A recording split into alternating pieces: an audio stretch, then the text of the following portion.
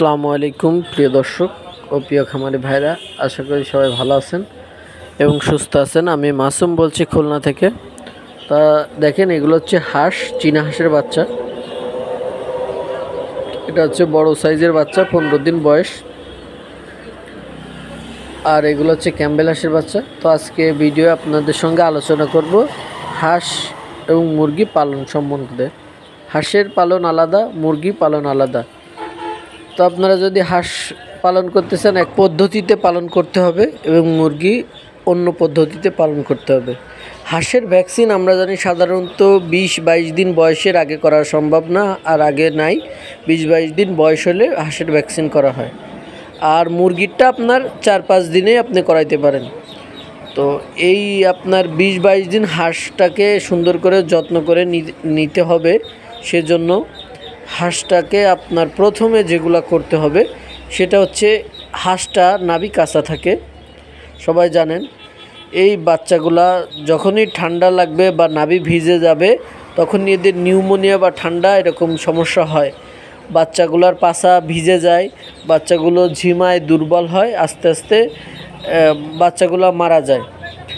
এই জন্য আগে থেকে আপনাদের যে কাজটা করতে হবে, বাচ্চাটা যদি আপনি অনেক দূর থেকে নিয়ে যান, এই বাচ্চাটাকে গ্লুকোজ, স্লাইন বা লেবুর পানি, শরবত এরকম কিছু অল্প সময়ের জন্য খাওয়ানো যাইতে পারে। এটা শুধুমাত্র গরমের ক্ষেত্রে। যদি আপনি ঠান্ডার সময় যদি এই চিনি এগুলা খাওয়ানো, তো ঠান্ডা জিনিস আরও ঠান্ডা লাগতে পারে। অর্থাৎ এই ব্যাপারটা আপনি গরমে ব্যবহার করতে পারবেন, এই প্রক্রিয়াটা। তারপরে আপনি নাভি শুকানোর ওষুধ দিলেন, 2-3 ঘন্টা 6 ঘন্টা নাভি শুকানোর ওষুধ দেওয়ার পরে আপনি নর্মাল পানি দিয়ে একদিন পরে আপনি পরপর 4 দিন অ্যান্টিবায়োটিক করালেন। অ্যান্টিবায়োটিক করানোর পরে আপনার থায়াবিন চলবে, যেগুলা হাত পাও পড়ে যাওয়ার ওষুধ দিবেন। তারপর হচ্ছে ঝিমানোর ওষুধ দেবেন, বাথরুমের ওষুধ দেবেন, ঠান্ডার ওষুধ চলবে এবং বাথরুমের ওষুধ চলতে থাকবে। এইভাবে আপনি চালাবেন ব্রুডিং অবস্থায়। তারপরে আস্তে আস্তে আপনার যে সমস্যা দেখা দেবে এর ভিতরে, ওই সমস্যার ওষুধগুলা আপনি ব্যবহার করবেন। পরে আপনার যখন 20 দিন অথবা 22 দিন বয়স হয়ে যাবে, প্রথম দিন আপনি ডাক প্লে ভ্যাকসিনটা করাই নেবেন। এটা হচ্ছে আপনার হাঁসের ক্ষেত্রে প্রথম ভ্যাকসিন পর্যন্ত।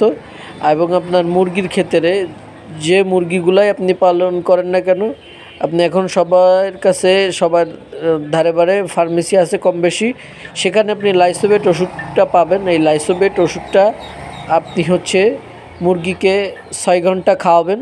খাওয়ানোর পরে আপনি আবার সেই সেম সিস্টেমে আপনি অ্যান্টিবায়োটিক করাবেন।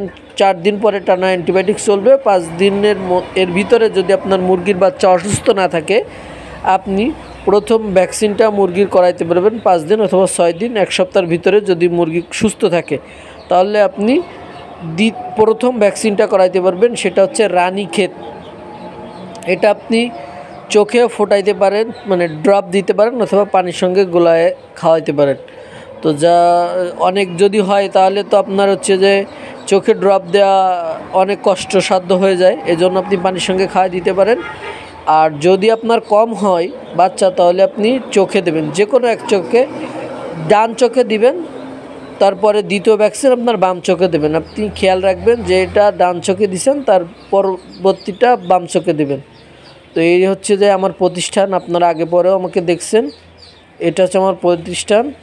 তো ভিডিও সেই পর্যন্ত। সবাই ভালো থাকবেন, সুস্থ থাকবেন।